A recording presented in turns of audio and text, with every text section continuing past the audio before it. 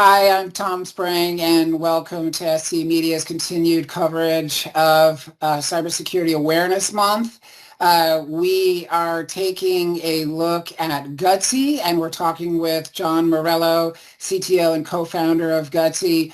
And we're going to get into what makes Gutsy unique and how it fits into the larger CISA Secure Our Worlds initiative. Welcome, John. Please introduce yourself. Thanks, Tom. Yeah, I'm John Morello. I'm the CTO and co-founder of Gutsy. Before that, I was the CTO of a company called Twistlock. I kind of started the container security and in the cloud native application security market that we sold to Palo Alto Networks in 2019, and happy to be here today. Yeah, well, thank you so much, John. I want to, it's my understanding, or it's my philosophy, should I say, that, a lot of cybersecurity companies, make up the body of the cybersecurity community and what helps businesses stay safe, what helps protect consumers. And I think that this month, in terms of bringing awareness around securing our world, securing our business, and securing employees, it would be really interesting to better understand some of the players in terms of who those people are, who those companies are, and briefly understand your position and when it comes to protecting employees and protecting businesses. And can you just give us a little bit of insight in terms of who Gutsy is and and the problems that you guys solve? Yeah, I mean, really the easiest way to think about what we do is to realize that today security organizations, leaders, CISOs, have invested tens of millions of dollars of time and effort and money in buying and trying to deploy all these different security technologies, these different tools, hardware and software and services and so forth. And yet every day, you still read about other incidents and breaches and so forth. And why is that? Why, with all this technology, do people still have such struggles to get the security outcomes they want?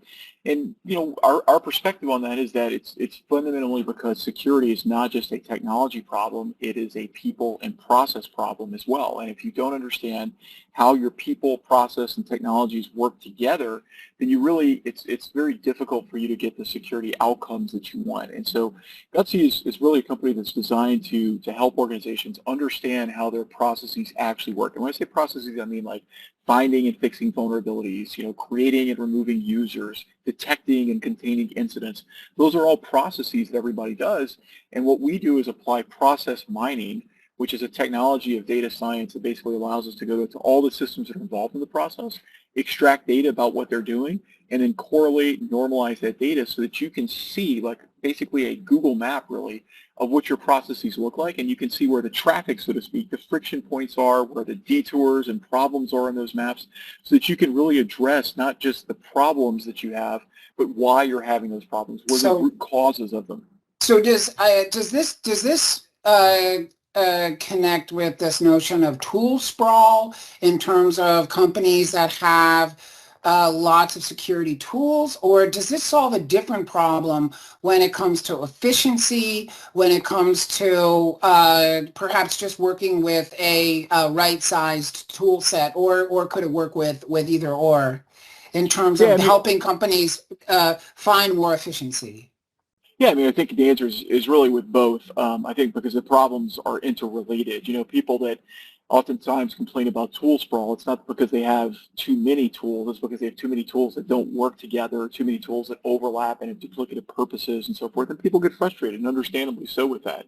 But how do you rationalize that? Like, how do you start to remove things that you don't need or that are overlapping or duplicative? Well, the first thing is you have to understand how do they work, what do you depend on those things for, and what are they providing for you, again, as part of these security processes. Mm-hmm. So once you understand the process, you can see things where maybe, again, you've got multiple tools that all basically do the same thing, and you can rationalize on one. Or maybe one of the things people often see with Gutsy is places where you've got manual effort. Maybe somebody's taking manual steps inside of one of these tools, but instead you could automate that and thus make it much more efficient, much faster, much less error prone.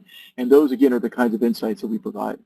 So I do want to peel the onion back, and in the absence of a solution like Gutsy, how are businesses insecure when you take the problem that you solve and you look at that problem within a company, and let's say you magnify it or you multiply it by a multitude of whatever.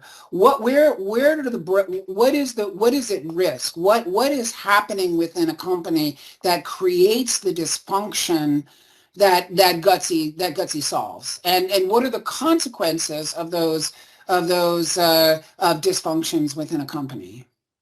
Yeah, it's really not one single answer. It's a lot of things that are complicated to identify and unfortunately a lot of times even more complicated to resolve. An example of some of the problems that lead to companies having these difficulties getting the security outcomes they want might be that there's unclear expectations on the roles between different organizations. Like think about an identity management process, for example. Identity management is something that's so fundamental to everything in security, and yet it's really not something that's entirely in the control of the security team, right? Identity management probably involves your HR department that's saying like this person was hired on this date, they need accounts. It involves your IT department, which is going to maybe create the accounts or at least give them access to various systems. You might think of that account management as being a security function, but many other teams and technologies play a role in that.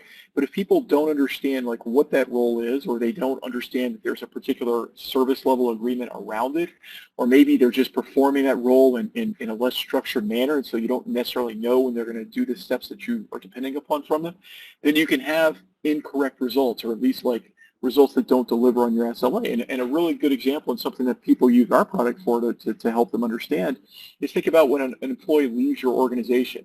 You need to be able to make sure that you're removing access to all the systems and data that they have access to. And if you So don't understand that process, it can be really hard to do so. so so the idea would be that you would have this map, so to speak, of the processes involved with onboarding, and then you would naturally have a map for offboarding. And so you would be able to identify the process, the stakeholders, the inefficiencies as well, and the efficiencies, and you would say, we're unenrolling this person from our company, and this is the quickest point from A to B, and we don't have to waste time or money or resources to make that happen.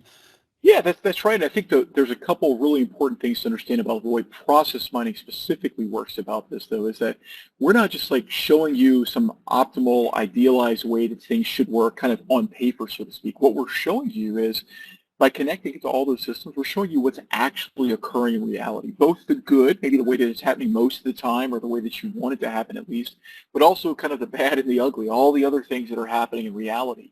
And through that vision and that understanding and that awareness of what's really going on, you can identify where those problems, where the inefficiencies and delays are, and you can help drive those out of the system. So it's really about that data-driven understanding of the fullness of the way that you're executing on these processes and the ability to measure where there's problems. That's really what the real technical innovation is by using process mining with security. Yeah, and so it's my understanding that this type of process mining is unique within the context of cybersecurity. Can you talk a little bit about the innovation that you guys are bringing to the market when it comes to process mining in the context of cybersecurity? Yeah, that's true. This is the first application of process mining in cyber. Process mining itself is a family of data science techniques that's been used for about a decade now. It's not new or unproven technology. It's really been used primarily like in manufacturing and ERP sorts of scenarios. And if you think about those technical domains, they're actually quite similar to security. If you're a manufacturing company, you've got big siloed systems like maybe SAP and NetSuite, Salesforce, and Oracle and so forth that you use to run your business operations. And it's similar to the way that we do it with cyber. Companies have historically utilized process mining to go and connect to all those systems and understand complex business processes, like how do they manage their inventory and how do they go from like quote to receiving cash and so forth. And we thought that because that's a complex technical domain in which this technology has already been proven, if we could apply that to cyber, we could provide similar kinds of insights to cyber. But one of the things that's really important, and I think really a really interesting thing to keep in mind about cyber is in the traditional usage of process mining, it's all been about efficiency and driving down the cost for the organization, increasing your profitability by reducing waste from the process. And while there's definitely like a cost reduction aspect for this in cyber, the real difference is that in cyber, inefficiency and inconsistency are highly correlated with risk. For any given security process, the less efficient it is, the less consistently you do it, the greater the amount of risk that you have with it. And so for us, it's not just reducing costs, it's actually making you more secure. So I feel like, you're describing the landscape extremely well, and I appreciate that. I do want to bring more context into, Gutsy and the solutions you're bringing to market. I think that, the question I always have is why now? I mean, why are there new problems that need new solutions? Are there, is the business risk reached a level where that Gutsy is uniquely suited to address today's risks and tomorrow's risks?